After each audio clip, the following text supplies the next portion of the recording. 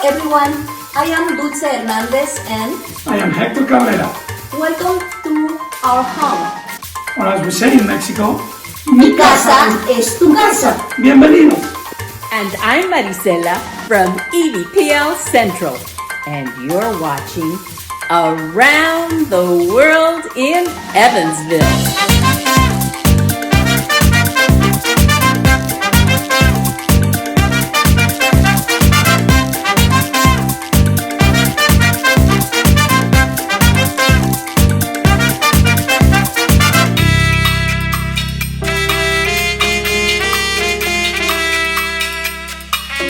Thank you so much for inviting us into your lovely home for a tour through Mexico. And not just Mexico, but it's a tour of a very special celebration, right? Yes, today we'll be talking about the Día de los Muertos. Day of the Dead. I love this celebration in Día de los Muertos for so many reasons. One of the main reasons is because it connects me to my heritage. My indigenous and my Spanish heritage. And it's like a perfect fusion of the Aztec beliefs and Catholicism. You know, it's just caught on like wildfire. Now it's celebrated right in several Latin American countries. In the Philippines, it's big in the Philippines, in Texas, and so many places in the US. And now in Evansville. Marisela, as you said, Día de los Muertos started first as a celebration that the indigenous people of Mexico used to celebrate way before the Spanish conquest Mexico. Not only the Aztecs, but also the Totonacas, as well as the Mayans, had this veneration to death. Why? Because it was the first step towards the pilgrimage of the soul to 𝐀𝐫𝐸, which was the sacred place for the dead, where people will go after death. In the previous indigenous beliefs, there was no notion of hell or heaven. It was just this place. And because of this pilgrimage, where the soul was supposed to go through several different levels before it went to arrive to the final place, the indigenous people will make an offering to the gods to support the loved one through this journey. And depending on how the person died, how old it was, if it was a warrior or it was a kid, it would arrive to different places in 𝐀𝐫𝐸. Then, when the Spanish conquered Mexico, just as you said, they found a way to blend Catholicism with the traditions of the original people so that they will welcome and accept and adopt the new religion. Because of the Catholic celebration of All Saints' Day on November 1st and All Souls' Day in November 2nd was very close to the celebration of the indigenous people, they blend them together in what we today know in Mexico and many places around the world as Day of the Dead.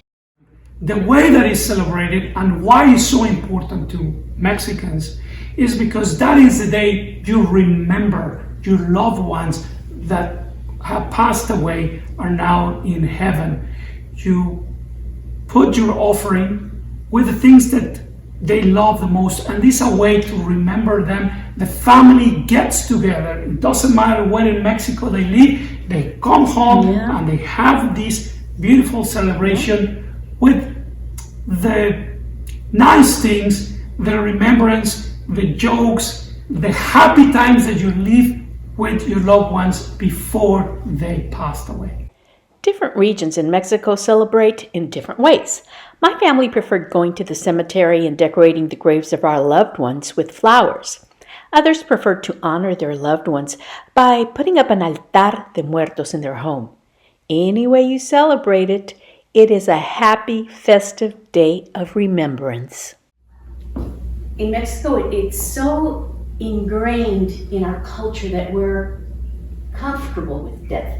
Not that we're morbid and we want to die, of course not. But we scorn death, we make fun of death.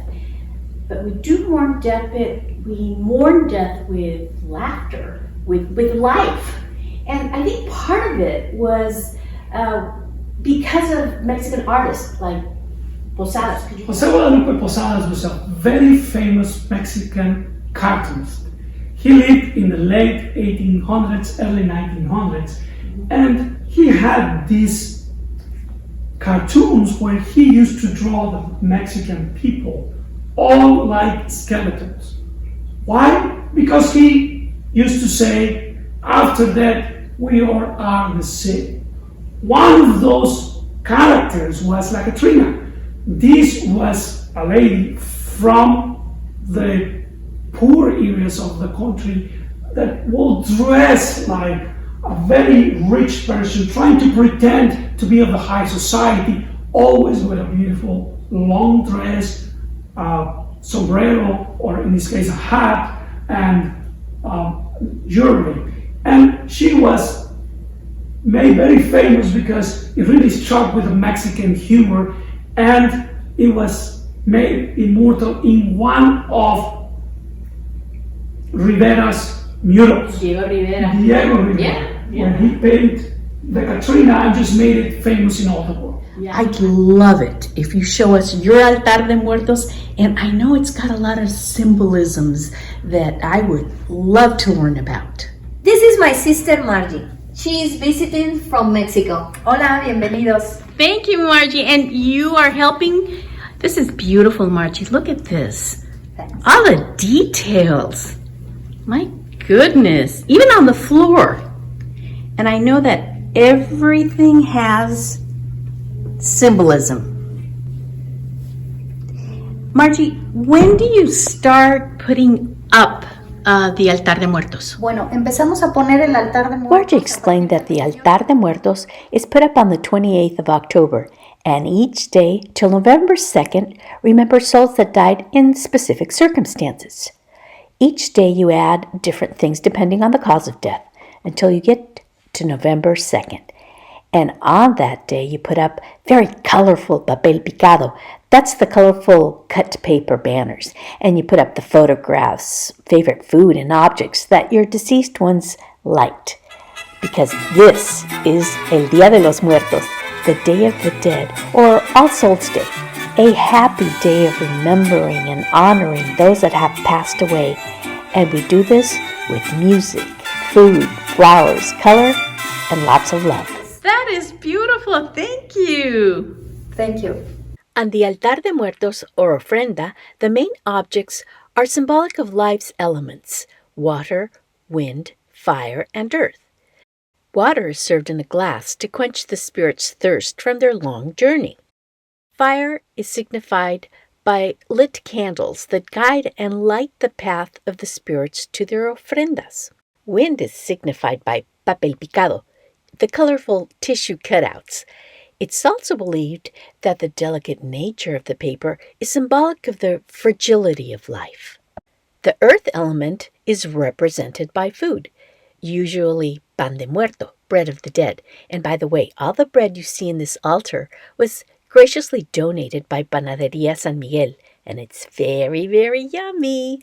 The ofrendas may have many other offerings like Calaveras de Azúcar, sugar skulls.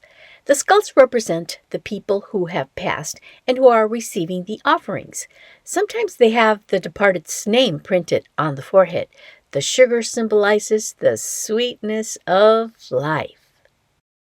A photo of the deceased to whom the altar is dedicated is positioned in a prime spot on the altar. Other photos of loved ones departed may also be included. Salt acts to cleanse the spirits and purify their souls during the following year. Copal, the resin used as incense, was supposed to take the prayers to the heavens and ward off evil spirits.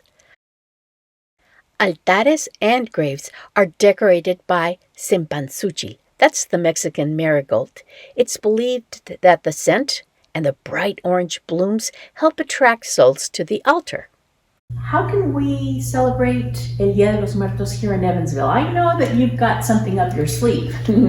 I invite you to visit our friends Sarah and Eric so they can tell you all about it. Coming November the 6th, we will be celebrating Día de los Muertos in Evansville at the EVPL West Branch. Sarah and Eric have been fundamental to bring this beautiful tradition to Evansville for the past few years, and they can tell you all about what we have planned. Okay, well then I'm off to visit Eric and Sarah so they can tell me about this great celebration on November 6th. Thank you so much, my friends. You were wonderful hosts. Thank you. Welcome, Marisela. Hi, how are Welcome you? to Montessori Academy. Thank you. Sarah, Eric, the reason I'm here is I just went to visit my friends Dulce and Hector, and they told me you guys do something incredible for Evansville. First, let me tell you, I come from Mexico, and in my family, as in many households in Mexico, we celebrate the Day of the Dead. And I thought, okay, I moved to Evansville. No more? No more. No, you're wrong about that. I know! Tell us least- about it! If we can have something to do with it, there will be a celebration just like that with all of the flowers and all of the color, and the bread of the dead will be there for you too. Oh my goodness, this is such incredible news. And I know you've done this for a while, right? We've done it for about, I guess this will be our 5th year. We saw a big celebration. Now, we're not from Mexico. Is that what inspired you? Well, we saw a big one up in Chicago. There's a Oh, huge neighborhood called the Pilsen neighborhood, and they have a museum of Mexican art. And we went up there, and we loved the ofrendas, and we loved they had hot chocolate, and they had people making sugar skulls. What's the Mexican name for that? Sugar skulls? Calaveritas de Azúcar. Calaveras de Azúcar. And we looked around, and we had a wonderful time. And then we heard a sound out on the street. And outside was the biggest, most crazy parade we'd ever seen. They have a community arts center in Pilsner. I think it was probably an old elementary school that has been turned into a community center. And people just come and they have equipment for them to make. All that is great for Chicago. I want to know what's going to go on here in our city. Well, we can do the same thing here because we've got all the same tools and we've got all the same interests. And so we've been working on our own parade. We've been working on our own festival. We have a lot of things actually out in our barn that we can show you. I'm so excited. Can we see them? Yeah, let's go. Let's go. This is where we keep all of the Day of the Dead materials when it is not November. Wow. Parade and our crafts and Oh my goodness. things made Look by at kids and this. people from all over that we've met. This is so, look at that And giant. he's missing his head, but the head's down there somewhere. I'm sure you Okay. could find it if you looked. It's Uh-huh. kind of hard to tell what's going Most of on. the children in his class have made these over the years. The children, look at this gigantic, this is beautiful. How cool is this? Eric and Sarah told me about the live performances there will be. Among the performers will be Miss Olga Radionova's dance class from Signature School. I saw one of their rehearsals for the Day of the Dead celebration.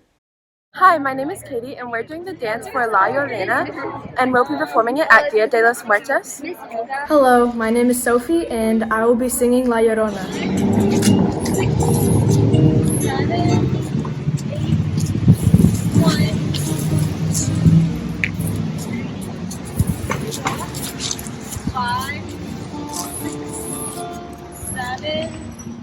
How can we get involved? Well, you could come to the Day of the Dead Festival on November 6th out at West Branch Library from 2 to 6 in the afternoon. And you could march with us in the parade. Really? You can follow along with our mariachi. Let's see if he'll do his, there he goes. Oh, how cool is that? That's right. We've got 3 that play their instruments as they go along. And you can see our big skeleton set up, and you can make a cup of hot chocolate. You can press a tortilla. You can make, of course, a sugar skull. How did you tell? The West Branch is the heart of our whole celebration because if you take the time to go inside, away from all of the music and the dancing and the crafts and the sugar, you'll go to the basement and you'll find the heart of the whole celebration where families and groups from all over the city have set up ofrendas, all lit by candles, all with the shutters down, and you can walk around and visit each one of them and think about people that we remember. What if I have an ofrenda that I would like to put on? Well, we would love to have you. Really? We'd like to fill that whole room up. What do I do? Just bring it, or do I talk to somebody? You can email us and at Evansville Day of the Dead at gmail.com, Okay. and we'll find a place for you. I'm so excited. I hope you join us at EVPL West on November the 6th.